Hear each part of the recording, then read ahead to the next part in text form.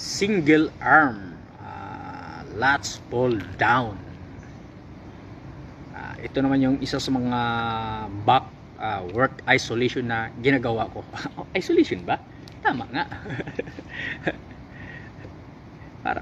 parang munta nga lang. Basta yan yung isa sa mga naisip kong gawin sa back kahapon.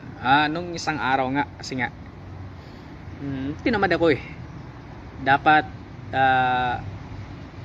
pull up, tapos dumbbell row, tsaka bago mag deadlift, tinamad ako, kaya inuna ko yung single arm, hindi pala arms.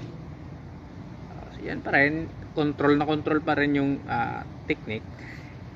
Tapos piga ng kaunti sa dulo. Tapos nung nakaramdam na ako ng medyo ngalay na, dito ko na yung binago ng kaunti yung tempo nung paghata ko. Dito ata, parang binilisan ko na to. Ay, hindi pa pala, control pa rin. Yan na pala, yan na. Yun yung binilisan nyo na ng para maka pag extra repetition din ng kalahati.